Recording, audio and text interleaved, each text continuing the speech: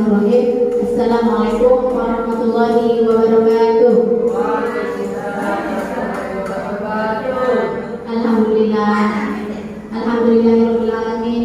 Kita panjatkan puji dan puji syukur kita kehadirat Allah Subhanahu wa taala, di mana yang telah memberikan kepada kita nikmat kesehatan, nikmat kesempatan sehingga kita masih dapat lagi berkumpul di ruangan yang sangat berbahagia ini.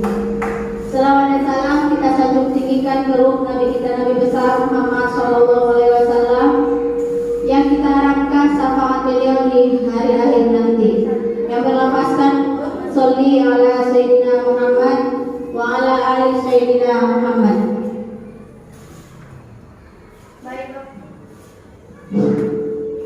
Baik Bapak Ibu, hadirin semua yang telah hadir di dalam ruangan ini, pada kesempatan ini saya mengundang Bapak maupun Ibu guru sekolah SDN 1106 Padanggarugur pada acara diseminasi atau penimbasan modul 1.4 budaya positif oleh saya sendiri dari instansi SD Negeri 1106 Padanggarugur. Saya merupakan calon guru penggerak anak Kabupaten Padang. Di sini kita selaku guru-guru SD 1106 Padanggarugur sama-sama belajar tentang namanya budaya positif yang akan kita terapkan sama di sekolah kita ini. Baiklah, kita mulai. Yang pertama yaitu tadi Ibu saya bilang budaya positif. Pasti kita bertanya-tanya dalam hati kita masing-masing, apakah itu budaya positif? Budaya positif di sekolah yaitu nilai-nilai dan kebiasaan-kebiasaan di sekolah yang berpihak pada peserta didik agar mereka dapat berkembang menjadi pribadi yang kritis, penuh hormat dan bertanggung jawab.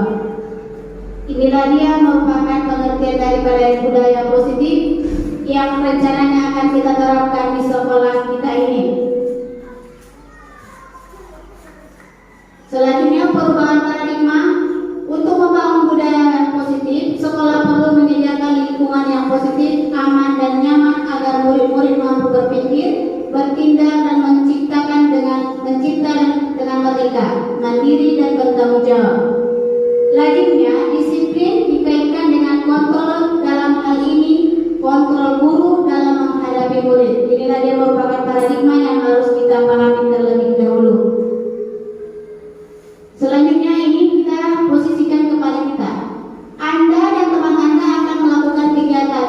Cobalah buka. Misalkan ini kita buat perumpamaan ya. Misalkan Anda adalah A, kita berposisi sebagai A. Tugas Anda adalah mengepalkan salah satu tangan Anda. Coba kita kepalkan bersama. Coba Anda bayangkan bahwa Anda menyimpan sesuatu yang sangat berharga di dalam kepala tangan Anda. Coba bayangkan apakah di sini baik dia berlian seharga 5 triliun, apa yang paling berharga di dalam kita ini. Anda perlu menjaga benda tersebut sekuat tenaga Anda karena begitu pentingnya untuk kehidupan Anda. Ini menuju kehidupan kita. Tugas rekan Anda yang bertugas sebagai B adalah mencoba dengan segala cara untuk membuka kepala tangan Anda. Ada satu kawan kita buatlah perumpamaan, dia adalah B, menggoda kita supaya membuka tangan Anda. Teman Anda boleh membujuk, menghardik, mengintimidasi, memarahi, menggoda, menggelitik, bahkan menawari Anda uang agar Anda bersedia membuka kepala tangan Anda. Tapi tadi tangan kita ini ada tujuan hidup kita yang sangat berharga kan?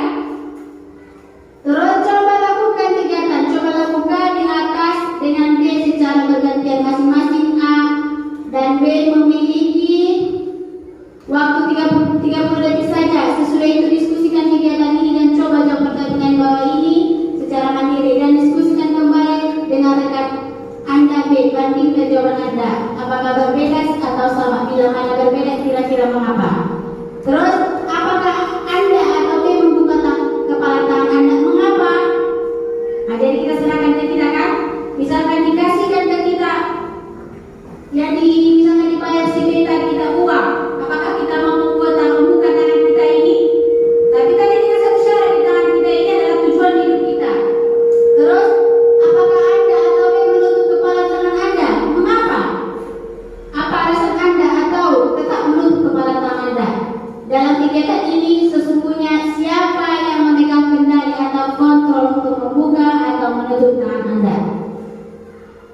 Jadi inilah jawabannya. Jadi yang punya kontrol adalah kita sendiri yang memegang kontrol atas kepala tangan kita. Apakah kita membuka atau menutup kepala tangan kita? Itu bergantung pada diri kita masing-masing sesuai dengan kebutuhan dasar kita saat itu. Terima kasih. Terus ini selanjutnya menurut KHD bahwa tujuan pendidikan yaitu menuntut segala kodrat yang ada pada anak-anak agar mereka dapat mencapai keselamatan dan kebahagiaan yang setinggi-tingginya baik sebagai manusia maupun sebagai anggota masyarakat. Jadi tugas kita sebagai pendidik utamanya sekarang adalah menuntun. Kita bukan menuntut. Kita tidak boleh sebenarnya menuntut anak harus seperti ini, seperti tidak boleh. Kita sebagai guru atau pendidik menuntun. Beda menuntun sama menuntut ya. Kalau menuntun kita dorong dari belakang tanpa mengubah dasarnya. Oleh sebab itu pendidik itu hanya dapat menuntun tumbuh atau hidupnya kekuatan kodrat yang ada pada anak-anak agar dapat memperbaiki lakunya, bukan dasarnya. Hidup dan tumbuhnya kekuatan kodrat anak. Jadi sesuai dengan pemahaman KHD, kita tidak boleh mengubah dasar anak.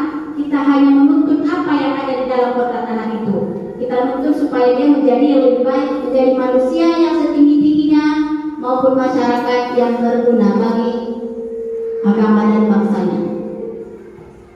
Selanjutnya perubahan paradigma teori kontrol atau ilusi kontrol. Yang pertama, ilusi kontrol mengontrol murid, ilusi bahwa kritik dan membuat orang merasa bersalah dapat menguatkan karakter. Yang ketiga, ilusi bahwa semua penguatan positif efektif dan bermanfaat.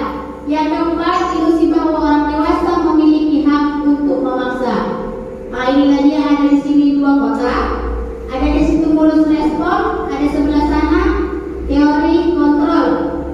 Dari sini coba kita perhatikan siapa sesungguhnya yang memiliki kontrol di dalam diri kita. Yang kotak sebelah sini, situ mulus itu, coba kita baca pernyataannya. Kita mencoba mengubah orang agar berpandangan sama dengan kita. Maksudnya kita berpandangan bahwa yang merah itu tetap merah menurut kita, tapi yang sebenarnya menurut teori tidak. Kita berusaha memahami pandangan orang lain tentang dunia. Kita tidak boleh memaksakan harus sama pendapat dengan kita. Yang kedua, perilaku buruk dilihat sebagai suatu kesalahan. Nyatanya semua perilaku memiliki tujuan. Orang lain bisa mengontrol saya, itu stimulusnya. Sebenarnya hanya Anda yang bisa mengontrol diri Anda. Saya bisa mengontrol orang lain.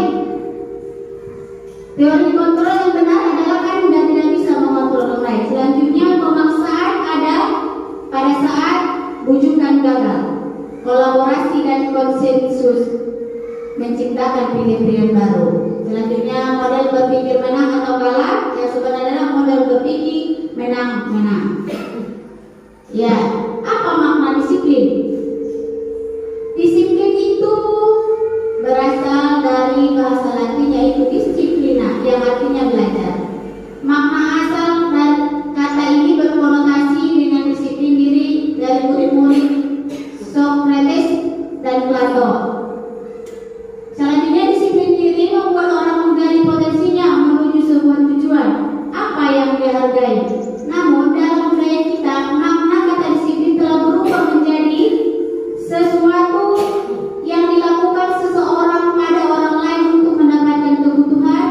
Kecenderungan umum adalah menghubungkan kata disiplin dengan ketidaknyamanan, bukan dengan apa yang kita hargai atau mencapai suatu tujuan mulia.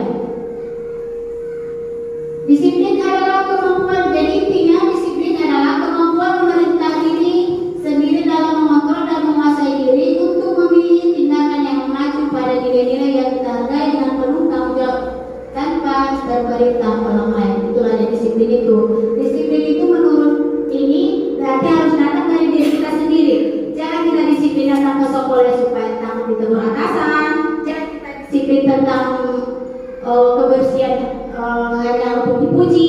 Itu bukan disiplin dari diri sendiri, tapi disiplin sebenarnya adalah yang keluar dari disiplin kita sendiri untuk jawaban sendiri. Selanjutnya, maksud dari nilai-nilai yang kita hargai adalah nilai-nilai kebajikan, yaitu sifat-sifat positif merupakan tujuan mulia yang ingin dicapai setiap individu. Nilai-nilai kebajikan yang ingin dicapai oleh setiap anak Indonesia kita kenal dengan nama profil pelajar Pancasila. Bagaimana? Profil pelajar Pancasila yang kita ketahui ada 6. Yang pertama, bertakwa, beriman bertakwa, beriman bertakwa, berakhlak mulia kepada Tuhan Yang Maha Esa, ya, mandiri, bernalar kritis, kebinekaan global, bergotong royong dan kreatif. Itulah dia profil pelajar Pancasila yang sudah kita ketahui di dalam kurikulum Merdeka Belajar ini. Selanjutnya masuk ke judul baru, teori motivasi perilaku manusia. Di sini ada 3, yaitu untuk menghindari, yang pertama, untuk menghindari ketidaknyamanan atau hukuman. Apa yang akan terjadi apabila saya melakukannya?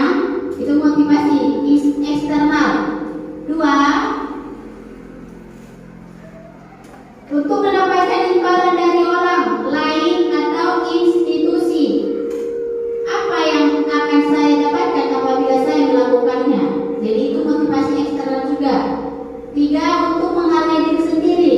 Saya akan menjadi orang yang seperti apa apabila saya melakukannya. Itu motivasi internal atau tujuan disiplin positif.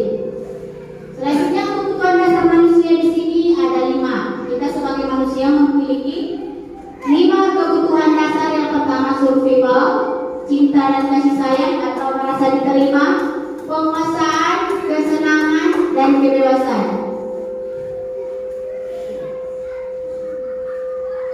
Nah, ini perumpamaan apakah ini kebutuhan dasar manusia ini maksudnya yang biasa kita hadapi di dalam kelas juga sering kita jumpai, ya. Ini contohnya kita buat ini di dalam kelas. Ibu Ani, guru kelas 5 SD, pelita hati, sedang bingung menghadapi ulah salah satu murid kelasnya, Agus. Beberapa anak setelah datang dan mengeluh, Agus yang seringkali meminta bekal makan siang mereka dengan paksa. Jika Anda menghadapi situasi seperti ini, apa yang Anda lakukan? Menurut Anda, kira-kira apa alasan Agus melakukan hal itu? Ada Bapak Ibu yang bisa jawab? Ini kan sering terjadi di kelas kita, banyak masalah kan? Nah, ini dari sini hubungannya bisa. Anak itu kadang ingin dicintai, mengapa dia seperti itu? Terus ada juga anak itu kadang ingin penguasaannya juga, ingin dia menguasai semua. Terus anak itu juga ingin kesenangan, dia senang mengganggu temannya. Itu juga merupakan kebutuhan dasar. Yang kebebasan, dia ingin bebas, terserah dia mau ngapain. Itu merupakan suatu kebebasan. Terus ada juga survival. Survival itu bertahan hidup. Dia mengganggu tadi teman yang minta bekal, dia mau makan, menangkapkan dia lapar. Jadi lapar itu kan merupakan suatu kebutuhan hidup, ingin melanjutkan hidup, makanya dia minta bekal temannya sendiri. Itu bisa juga merupakan kebutuhan dasar manusia, bagian survival. Jadi kita lihat hasilnya dalam konteks penerapan disiplin positif. Ibu Ani sebagai mencari tahu alasan Agus melakukan tindakan tersebut agar mengetahui kebutuhan mana yang berusaha diberi Agus. Jadi kita sebagai guru, kita cari tahu dari masalah itu, dari kelima kebutuhan ini yang mana termasuk. Bisa jadi kesemuanya kan? Yang pertama, apabila jawaban Agus karena dia lapar dan orang tuanya tidak membawakannya bekal makan siang, berarti dia memenuhi kebutuhannya adalah bertahan hidup atau survival tadi. Terus apabila jawaban Agus karena ia senang temannya jadi memperhatikan dia, kebutuhannya berarti cinta dan kasih sayang, kebutuhan untuk diterima. Jadi dia akan capek, makanya dia ingin diterima, ingin dicintai sama teman-temannya. Makanya itu adalah termasuk kebutuhan cinta dan kasih sayang. Yang ketiga, apabila jawaban Agus adalah dia merasa hebat karena temannya jadi takut dan menuruti keinginannya, berarti dia menguasai, penguasaan, pengakuan atas kemampuannya. Berarti sini biasa sering kita jumpai kan? Di dalam kelas kita beragam tingkahnya.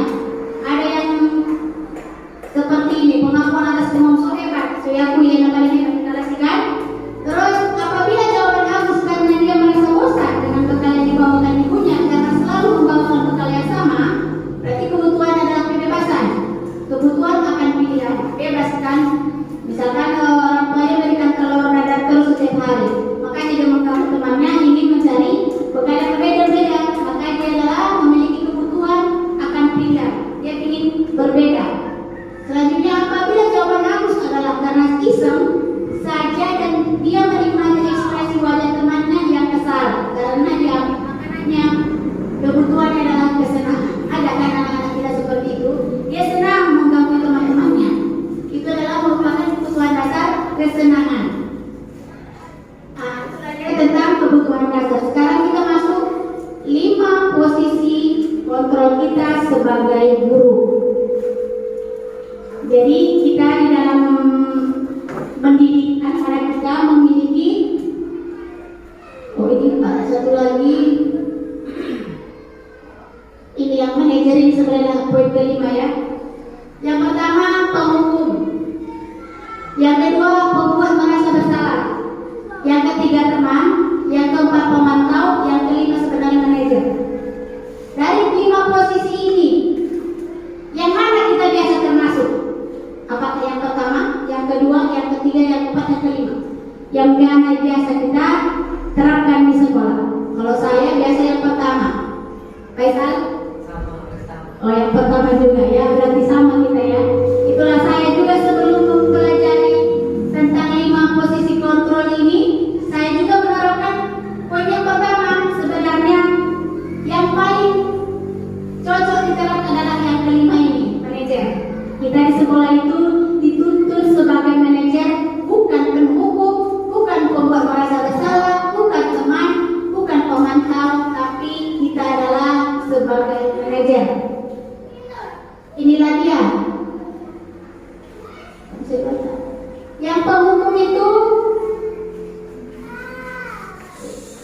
penghukum guru berbuat. Ini kolom pertama. Guru berbuat. Bagaimana hukum itu menghindari hukuman?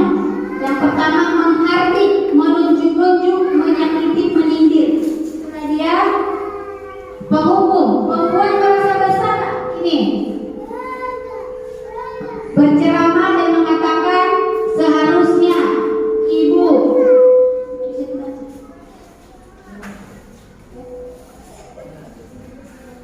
Yang ketiga adalah teman. Teman itu membuat alasan-alasan untuk muridnya. Contohnya di sini guru berkata, kalau tadi penghukum, guru berkata, biasa kita kan kalau penghukum kan, biasa kita bilang, kalau kamu tidak melakukan awas ya, rasakan ini. Kan biasa kita ancam-ancam kan. Terus yang hasilnya bagaimana? Anak ini memberontak. Kalau kita sebagai posisi menghukum, pasti hasilnya anak ini memberontak, menyalahkan orang lain, berbohong. Itu efeknya kita menjadi sebagai penghukum. Kaitannya dengan dunia berkualitas, murid meletakkan guru di luar dunia berkualitas. Terus murid berkata, biarkan saja, nanti juga marah-marah lagi. Begitu murid ke kita kalau kita berposisi sebagai penghukum. Terus dampak pada murid, mengulangi kesalahan lagi, selalu hukuman lagi. Terus dampak sebagai penghukum ini juga, setelah tamat, setelah jadi alumni, pasti membekas di dalam hati. Kemarin ibu yang sombong, pernah diikut-ikut seperti sampai kapanpun tetap mendendam. Itulah dia sebagai penghukum. Harusnya membuat merasa bersalah. Yang tadi saya bilang berceramah, seharusnya ibu kecewa gitu.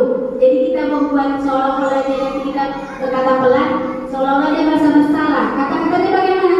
Kamu seharusnya, kamu sudah tahu ibu lelah sekali mengatakan ini, ibu stres. Jadi kan biar dia merasa bersalah.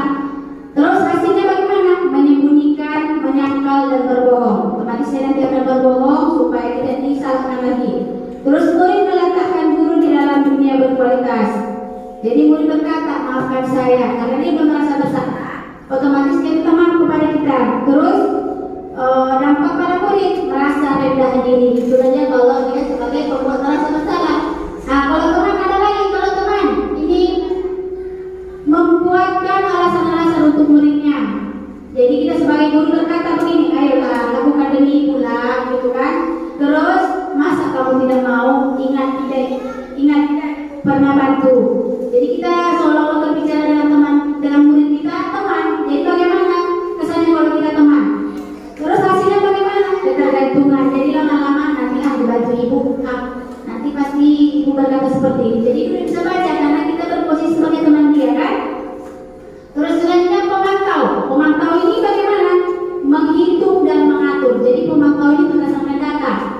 Jadi guru berkata apa?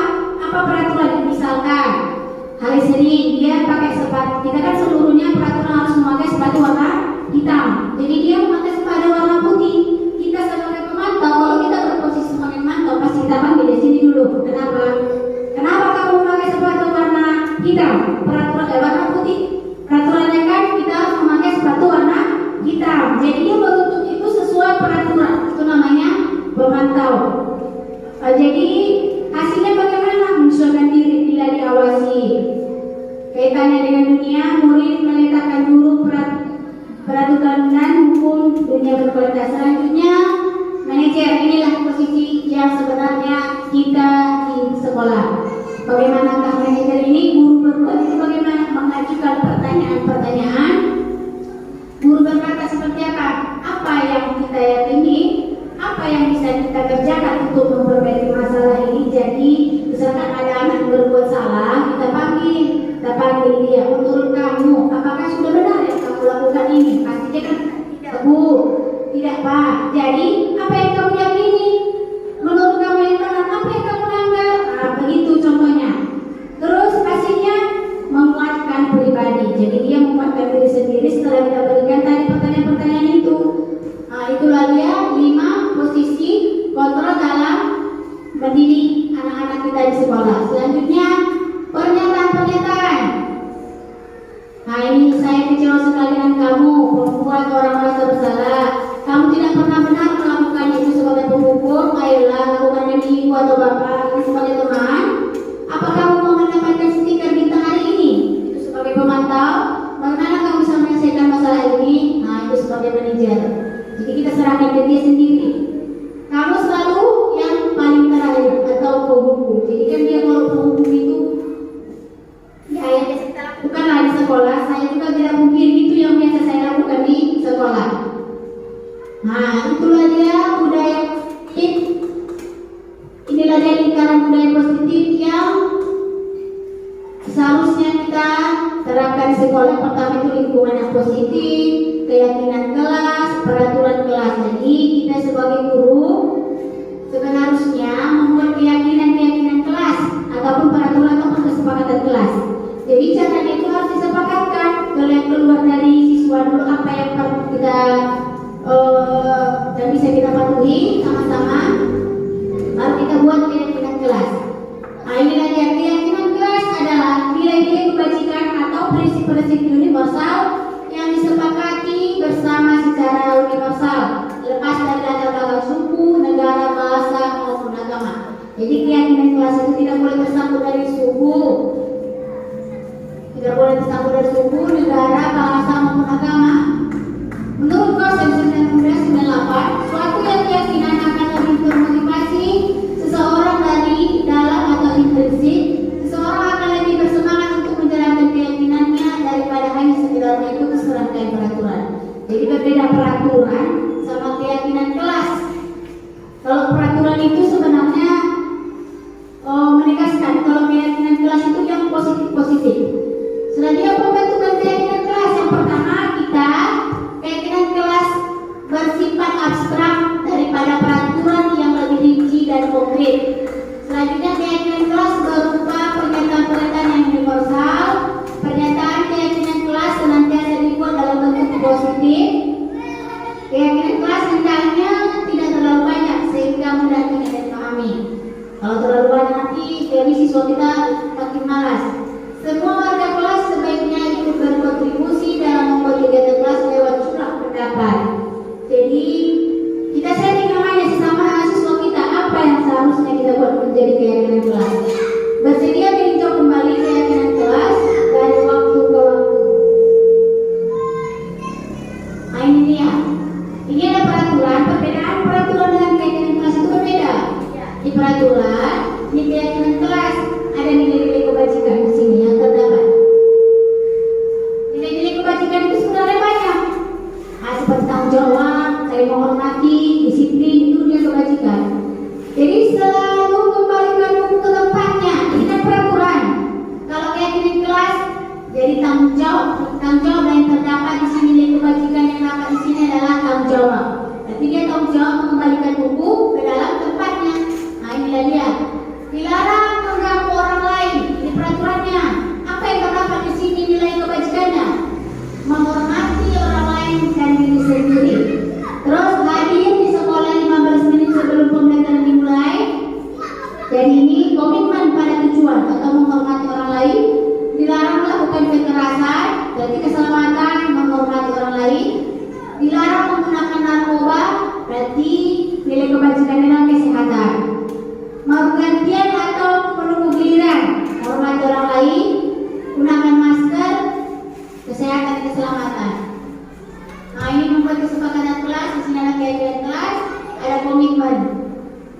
Terus segitiga restitusi. Jadi kita masuk ke segitiga restitusi.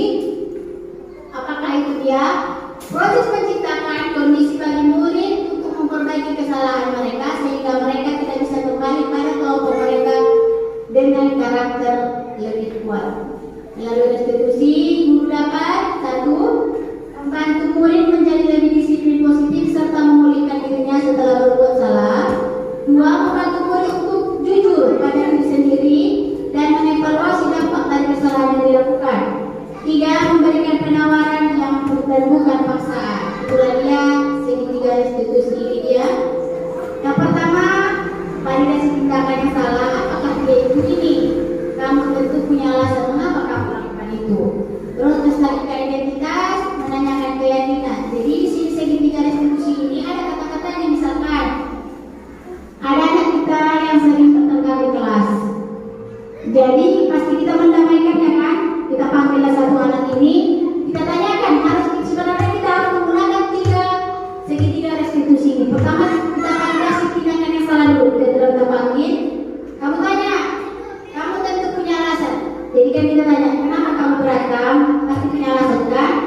Adakah cara yang lebih efektif untuk mendapatkan yang kamu butuhkan? Jadi maksudnya selain berantem, apakah ada cara yang lain? Nah begitu ya. Terus menstabilkan identitas. Setiap orang pasti pernah melakukan kesalahan.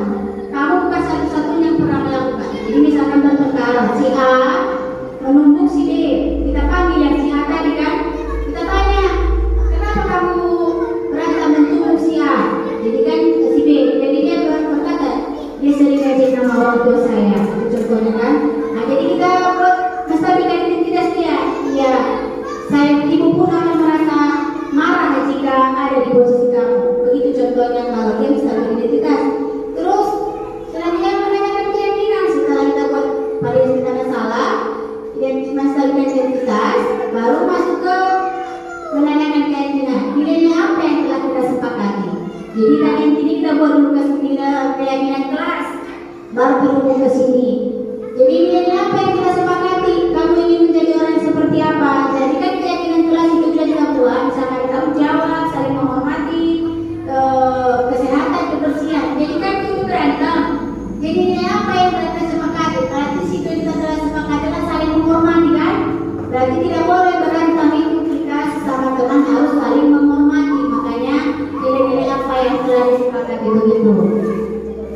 Selanjutnya tahapan segitiga restitusi, inilah yang tadi yang saya jelaskan.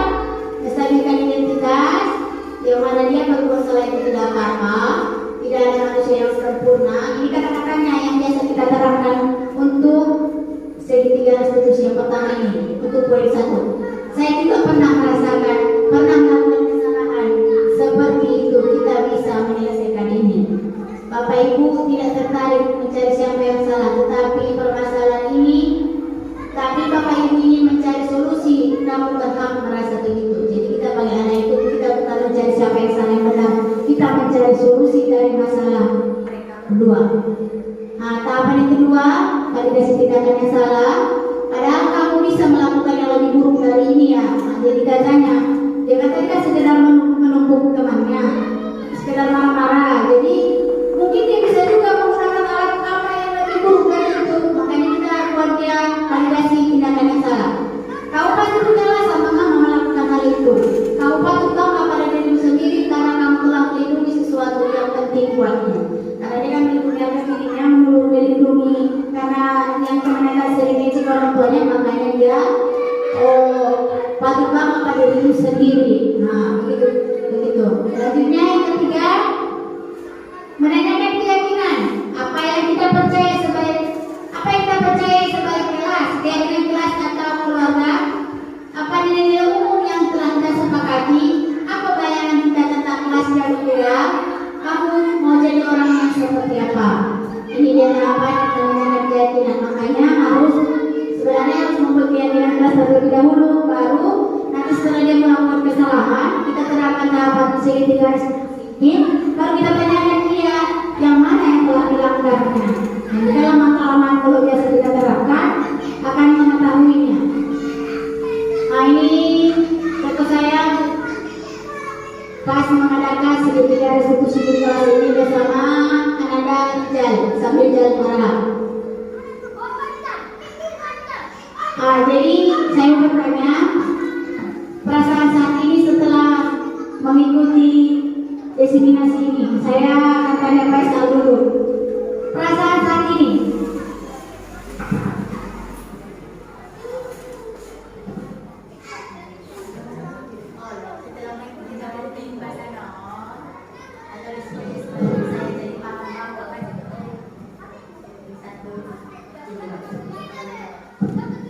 Perasaan saat ini adalah setelah mengikuti materi pembahasan diseminasi pada hari ini, saya jadi paham bahwa target saya selanjutnya adalah untuk membuat lebih baik atau yang tadi yang dijelaskan, baik itu di dalam penghukumnya atau manajer atau pemantau. Setelah mengikuti materi hari ini, saya bisa untuk mengambil mana yang terbaik. Ternyata selama ini yang saya lakukan adalah tentang menghukum.